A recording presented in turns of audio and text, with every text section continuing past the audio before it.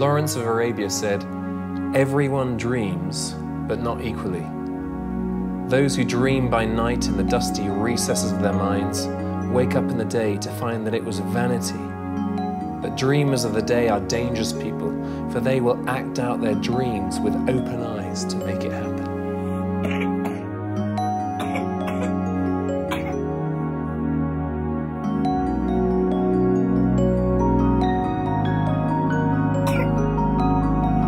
You and I, we're dreamers.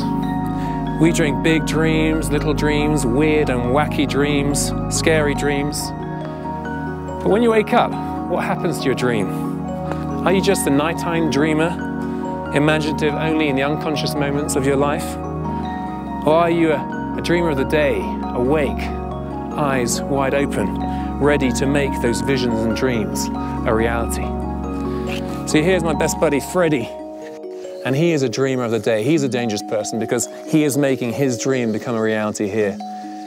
He goes a couple of years ago to the Muslim governor representing Youth for Christ. And in a country where land's at a premium, where people are killing over land, he says to this guy, "God's given me a dream and I need some land." And this Muslim governor, in a regime which is notoriously corrupt, offers him this massive piece of land without any bribe whatsoever. Here is Freddie, who didn't wear any shoes or underpants until he was 14 years old. He used to walk 2 hours each way to school barefoot.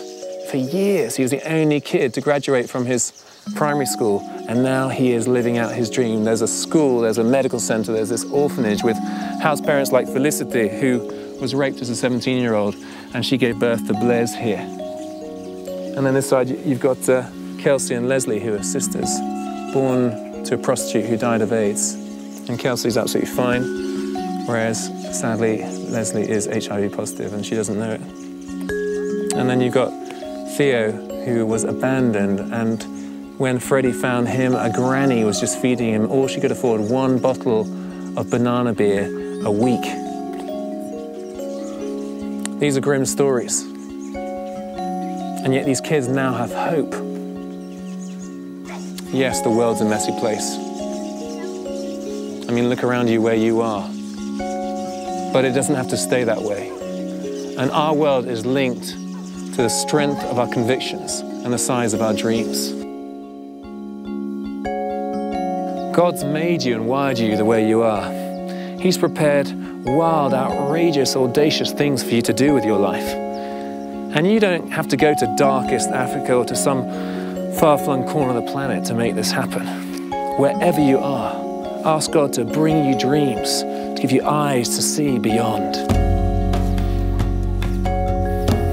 Nehemiah risked his own life by boldly petitioning the emperor of Persia to allow him to leave his cupbearer duties and pursue his God-given dreams to rebuild the decimated walls of Jerusalem.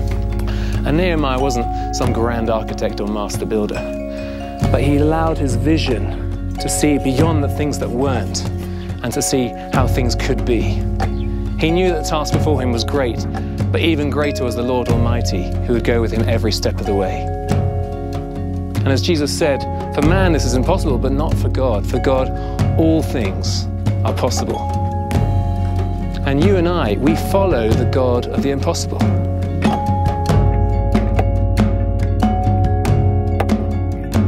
So for me, a mere man with all my weaknesses and hang-ups, my dreams will be impossible to fulfill, but not for God. You see, with God, all things are possible. And so we need a realistic vision of who we are, but also a real vision of who the Lord is.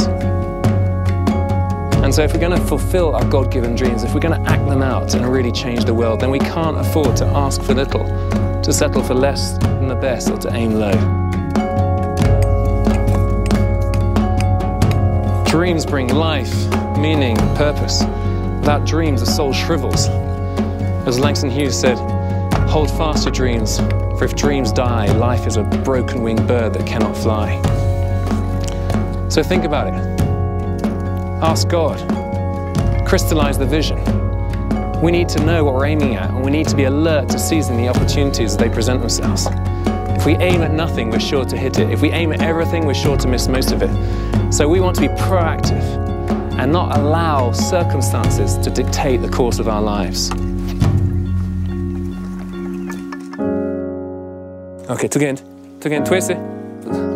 Mwenura, turikumwe. Ego.